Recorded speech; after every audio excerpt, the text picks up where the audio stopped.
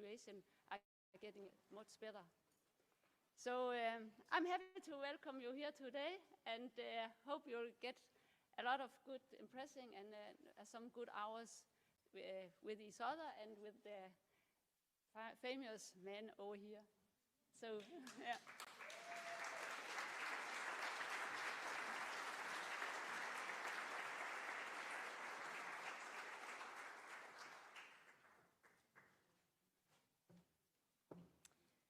So, ladies and gentlemen, it is my great honor and pleasure to invite our first speaker today, Sri Ravi Shankar, an international humanitarian leader and founder of the International Association of Human Values. So the floor is yours. Thank you.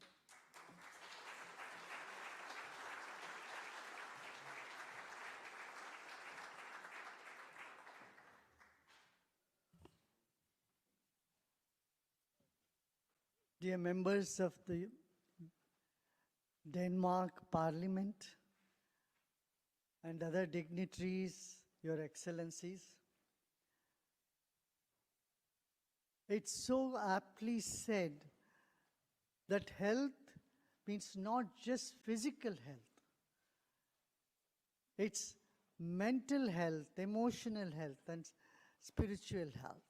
Or the World Health Organization has defined health in the 4 categories: mental, physical, mental, emotional, spiritual.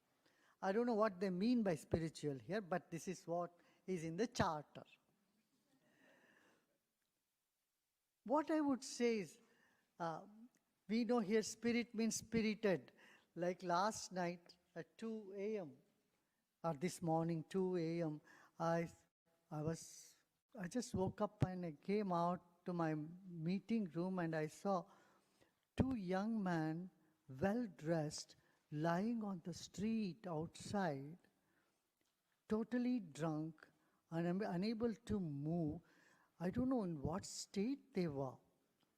For nearly an hour and a half, I was there trying to figure out what I can do. At that time, I didn't want to disturb and wake up other people. And I have no number, no way to contact anybody. But then, little later, I saw a policeman was coming on that way, and then I think he did something. He just took them away for some place. Then I went to bed at 3:40 this morning. This is one incident, but you see such incidences all over the world, especially post-COVID. There is so much of anguish, tension, sense of insecurity, and depression in our population. Do you see that? Don't you agree with me? It has gone up exponentially. Especially with youth, I see 2 tendencies. Either they are aggressive and at the drop of the hat ready to go and stab somebody or take the guns. On the other side, people get so depressed and they become suicidal.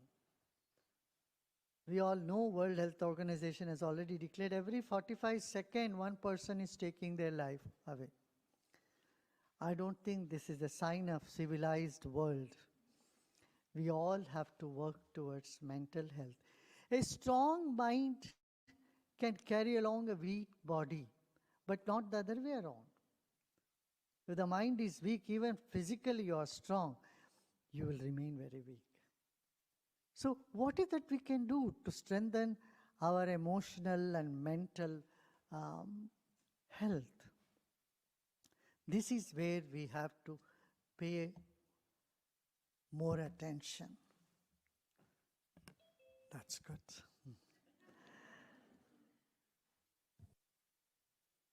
You walk around and see how many people are smiling and how many are frowning. You see there are more frowns than smiles. You know what scientists say? When you frown, you are using 72 muscles in your face. But when you smile, only 4 muscles are used. So the more you smile, the more tension you create, the less tension you create. The more you frown, the more tension you create in your own brain. And then these toxins that are generated through the mental attitude and emotional upheavals, they get stored in the body, and then it translates into physical ailments. So it's very important we have to keep our mental health high. Here, mind is so abstract. You can't catch the mind unless you are completely crazy. Then you take some chemicals, some medicine, some tablets, and then you subside those tendencies and you appear to be a little normal. But you become dull also with that. And that is necessary. It's necessary treatment when you go completely off. You become crazy. But before you get to that stage, is there something that you can do to balance your state of mind? Is there something that you can do to ease out the emotions which are clogging your system and making you completely I wouldn't say antisocial, sort of non-social, sort of moving away from people, creating wall between you and others. These sort of tendencies we find all over the place. And here, it is important to note our breath has a connection to our emotions and also our thought process. Not many people know about this. Recently, scientists are discovering the connection between mind and breath. But you know, the theatrical colleges, they always knew it. So when you have to create some emotion, in the theatrical schools, they will tell you, you have to create anger, you have to breathe faster like that. And when you have to show love, they say breathe very slowly. And passion, you have to breathe this way. So breath has connection with emotion. This secret is known little bit in the theatrical school, but not in the scientific community till recently. In the past decade or so, the scientific community has acknowledged how important role the breath plays in harnessing the emotions and keeping a robust mental health. As I said, mind is intangible. And especially if someone is not totally sick, they do not acknowledge that they are mentally not okay. There is stigma to it.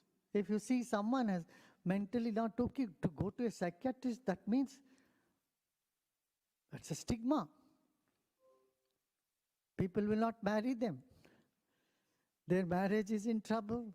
If they are already, and if they want to marry, that is the problem. And job, there is problem. People say, oh, this person is mentally not okay. I don't want to hire them. Would you like to hire someone who is not mentally stable? Nobody wants to hire them. So the stigma about mental health makes people hide their mental illness. And when you hide, it only explodes. It becomes worse.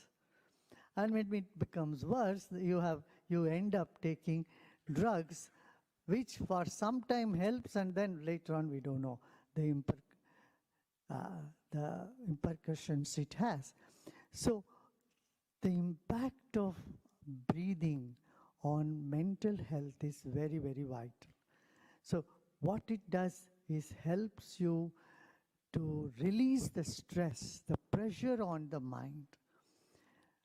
And coupled with meditation, often we think mind is inside the body. But I would say our body is inside the mind. Mind is bigger than the body. Mind is the energy that surrounds our body. I often give a layman's example. Our body is like the wick of a candle mind is like the glow all around that.